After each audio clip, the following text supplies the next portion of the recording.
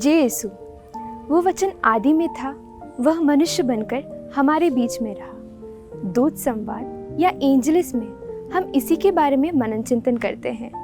आइए father Ryan SVD हमें इस विषय में और गहराई से समझने में मदद करेंगे।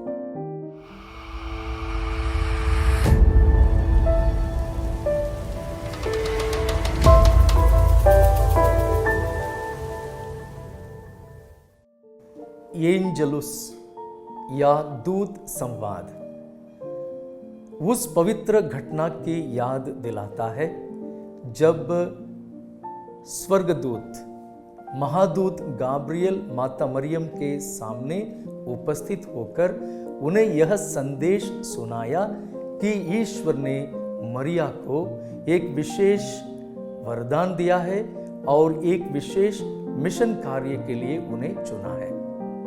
जब कभी हम दूत संवाद के बारे में सोचते हैं, सबसे पहले मुझे बचपन की याद आती है। सुबह 5 बजे, दोपहर 12 बजे और शाम को 6 बजे हमारे चर्च में घंटी बजती थी।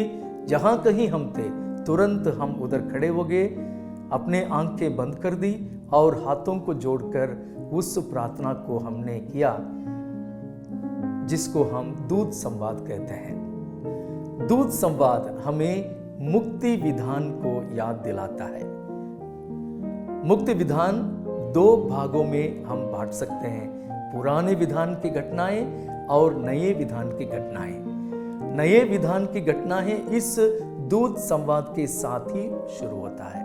इसलिए जब हम दूत संवाद को प्रार्थना करते हैं या प्रार्थना में उपयोग करते हैं, तुरंत प्रभु यीशु क्रिस्त की देह धारण, द मिस्ट्री ऑफ इनकारनेशन को हम स्मरण करते हैं और उस देह धारण के रहस्यों में माता मरियम की भूमिका को हम याद करते हैं। माता मरियम ईश्वर के उस विधान को अपने जीवन में स्वीकार किया। जी हाँ प्रभु, मैं तेरी दासी हूं, तेरा कथन मुझ में पूरा हो।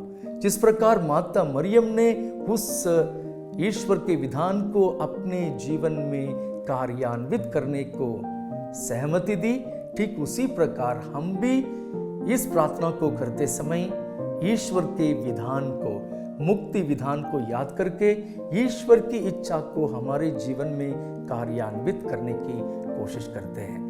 3 बार हम प्रणाम मरिया प्रार्थना भी हम करते हैं।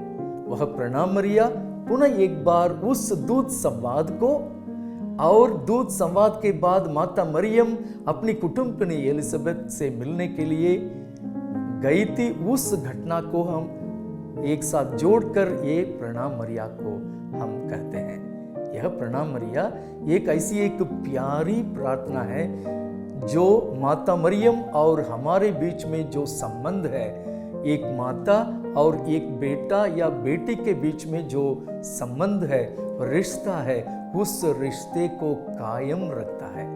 माता मरियम न सिर्फ ईश्वर की माँ थियोटोकोस, परंतु हमारी माता है, दुनिया की माता है। इस दुनिया को अपने आंचल में लपेटकर इस दुनिया को संभालती है, रक्षा करती है। अगर किसी को हम बोले भैया एक प्रार्थना करो, अधिकतर मैंने देखा है लोग हे पिता हमारे और उसके बाद प्रणाम मरिया, इन दोनों प्रार्थनाओं को ही याद करते हैं। जरूर ये दोनों प्रार्थना क्रूस के चिन्ह के साथ हम शुरू करते हैं। तो क्रूस का चिन्ह, हे पिता हमारे, प्रणाम मरिया, ये तीनों प्रार्थनाएं हमारे मुक्ति के, ईसाई धर्म के नींव है और इसके साथ ही हम हमारा क्रिस्तीय विश्वास को बार बार प्रकट करते हैं। दूत संवाद में न सिर्फ माता मरिया परंतु प्रभु यीशु के पूरे जीवन, उनकी जीवनी को भी हम याद करते हैं। उनका देह धारण, द मिस्ट्री ऑफ इनकारनेशन, और उनको क्रूसित प्रभु के रूप में पवित्र क्रूस में हम देखते हैं, और उनके पुनरुत्थान। मुझे संत पौलुस की याद आती है। अगर प्रभु यीशु क्रिस्त जी नहीं उठे तो फिर ईश्वर पर विश्वास रखना, प्रभु यीशु पर विश्वास रखना कोई महत्व नहीं रखता। अगर कोई प्रभु यीशु क्रिस्त के पुनरुत्थान में विश्वास करता है, उसे यह याद रखना जरूरी है कि क्रूस की मृत्यु द्वारा ही यीशु क्रिस्त इस दुनिया को बचाए थे। बिना good Friday there is no Easter Sunday. अगर हम पुनरुत्थान पर विश्वास करते हैं, हम क्रूसित प्रभु पर भी विश्वास करते हैं और उसको ही हम दूत संवाद के अंतिम प्रार्थना में हम दोहराते हैं। 3 मुख्य बिंदु: प्रभु यीशु क्रिस्त का देहधारण, प्रभु यीशु क्रिस्त की क्रूस पर मृत्यु और प्रभु यीशु के पुनरुत्थान। प्रभु यीशु क्रिस्त अपनी माता मरियम के द्वारा हमें हमेशा संभाले, सुरक्षित रखें और विशेष करके हमें अपने विश्वास को जीने के लिए हमें मदद करें।